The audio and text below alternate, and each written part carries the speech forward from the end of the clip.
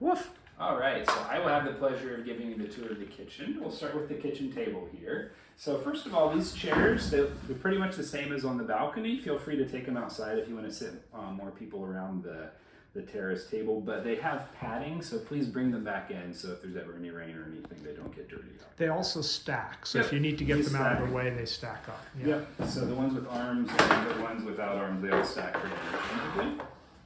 So, all right, so this table is more than meets the eye. So it's basically, this is probably the mode you want to leave it in, but if you want to make it longer to fit more people around it to eat inside or anything else. So there are two clips underneath here, and you just unclip it like that. And then there's one the exact same on the other side underneath. Okay, and then these two sides will pull apart. There you go. Then this middle section, you just lift it up and towards yourself. And then this folds out. And then they just get pushed back together. And there's little knobs to just make sure to line up easier in two people. So now you have the extended table. All right. So you can do all the same thing in reverse, pull them out, flip this towards yourself, lift it up a little bit, it'll pop back into its home. These two sides go together, and voila. And then you can re-clip them under here, I believe, somehow. I'll have to figure that out later, but I think this guy you just clip up. Oh, yeah, there you go. All right. The other cool thing it can do is it can become like a coffee table. So there is a lever over here, and you just pull this lever, and you give it a little bit of pressure from on top, and the table will go down,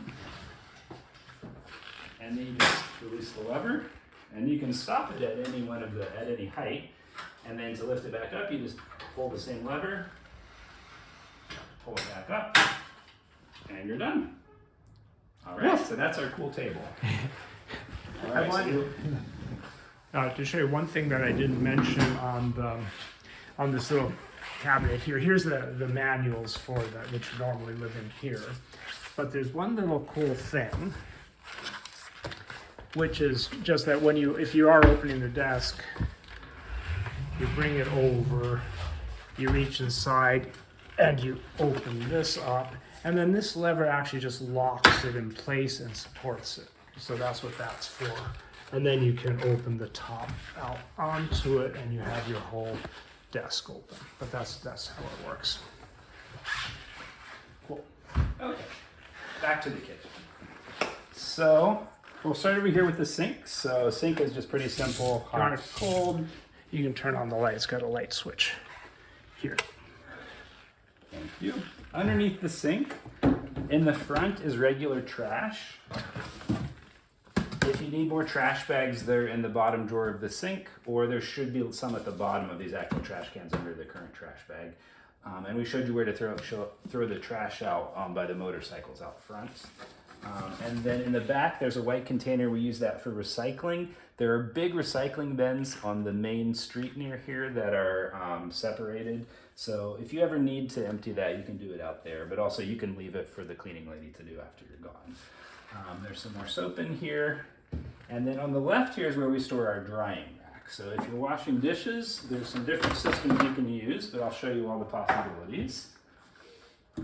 First of all, there's this. This can go in the bottom of the sink. And this is great just because it's metal. It helps protect the plates a little bit from breaking.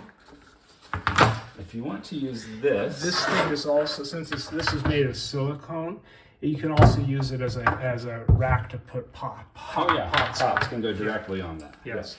So this guy probably works well right here. It's sloped so the water will come down so you can stack any amount of stuff here. And then this will actually fit nicely over the sink on the edge of this, but you can still move the faucet around, turn it on and off.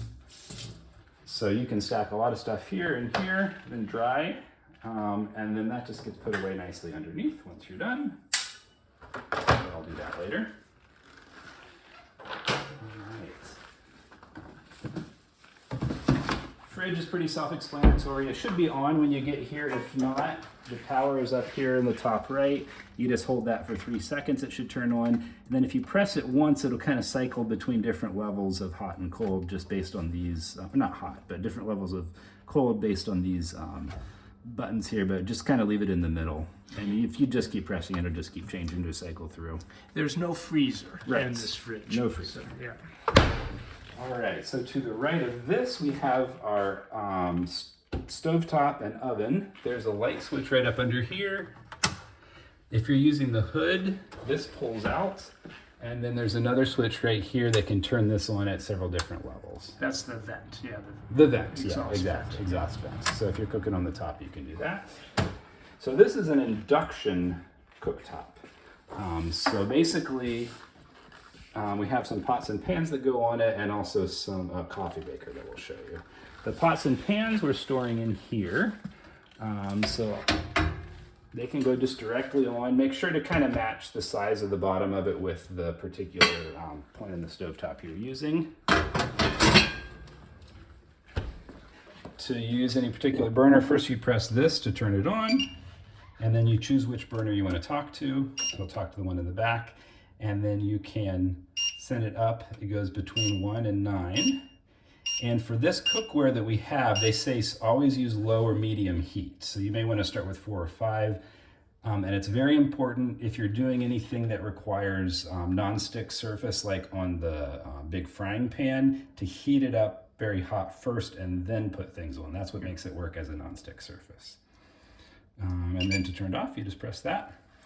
Our oven here, basically, these will pop out and you can go to the different settings.